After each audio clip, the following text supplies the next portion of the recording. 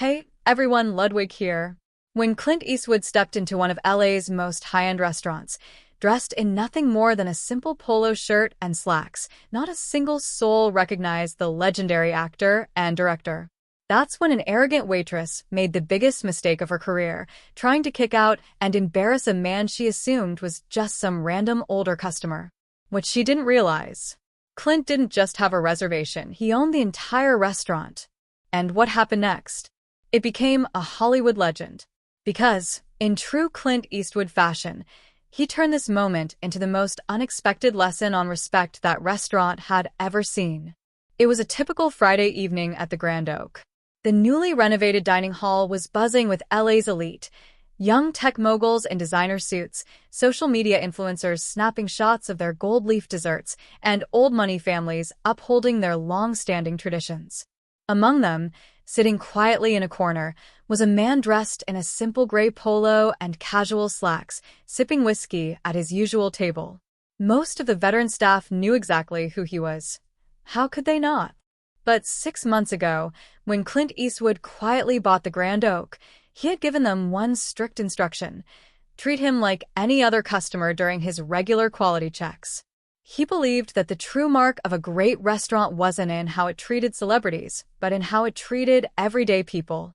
Rachel, the restaurant's newest waitress, had no clue. Fresh out of a prestigious hospitality school and focused on growing her own food influencer following, she spent her shift fawning over social media personalities while shooting disdainful glances at the underdressed man in her section. Thomas, the longtime manager, watched from across the room, his stomach tightening.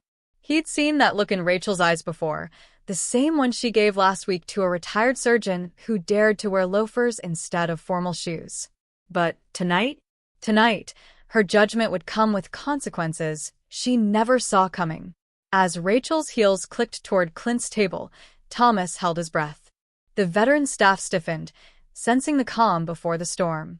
But the quiet man in the polo shirt? He simply took another sip of whiskey, that familiar half-smile teasing at the corner of his mouth. Rachel stopped at the table, her phone peeking out from her apron pocket, her polished smile not quite reaching her eyes. "Sir, I couldn't help but notice you've been nursing that house whiskey for quite some time now," she said smoothly. Clint looked up, his steady gaze meeting hers, the same calm, unshakable stare that had made Hollywood executives sweat for decades. "It's a good whiskey," he replied. Rachel's tone dripped with faux concern.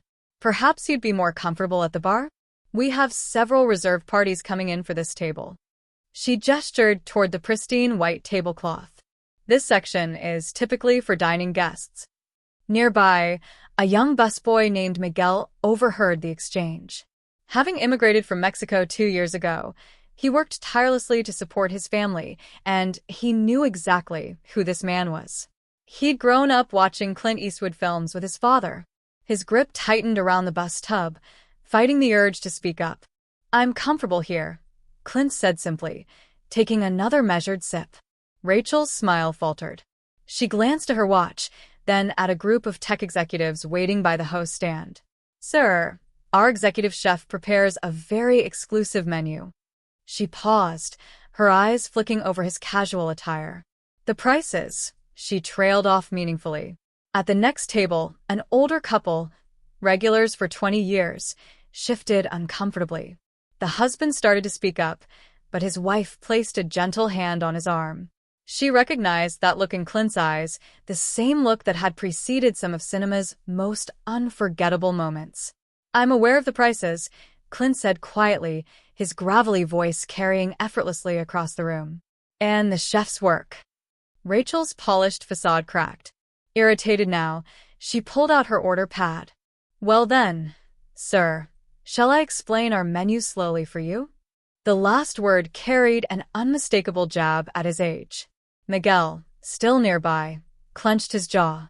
He couldn't take it anymore. "Miss Rachel, maybe I should get Thomas," he said hesitantly. "Stay out of this," Rachel snapped. "Go bus tables. That's what you're here for." Clint watched the exchange with quiet interest, his gaze settling on Miguel's determined expression. Rachel turned back to Clint, her patience wearing thin. "One last time, sir, this isn't some diner off the highway." This is the Grand Oak.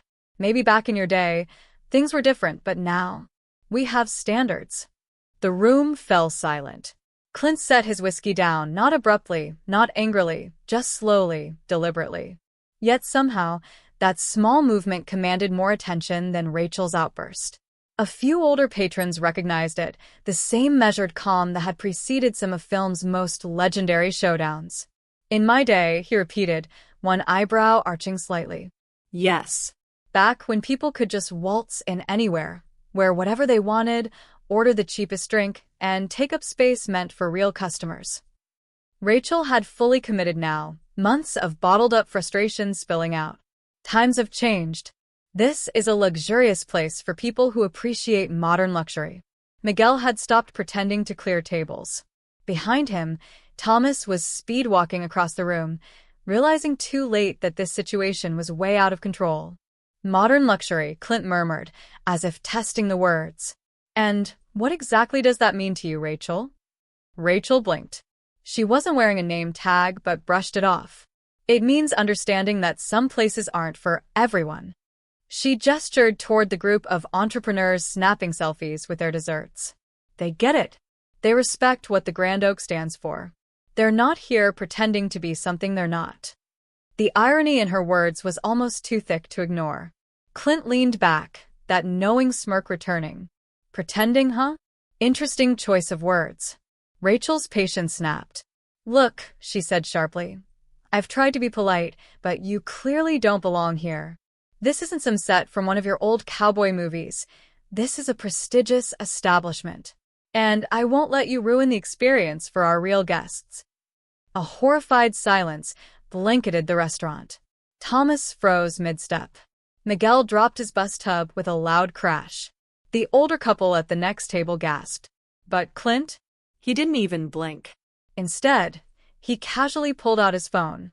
Jerry? Yeah, could you bring me the ownership papers? Oh, and the renovation plans? Thanks. Setting his phone down, he fixed his gaze back on Rachel. You see, Rachel, he said, his voice quiet but firm, I've been coming here every Friday for the last 6 months. You know why? Rachel's face drained of color. Because 6 months ago, I bought this restaurant. And in that moment, she realized she'd made the worst mistake of her career.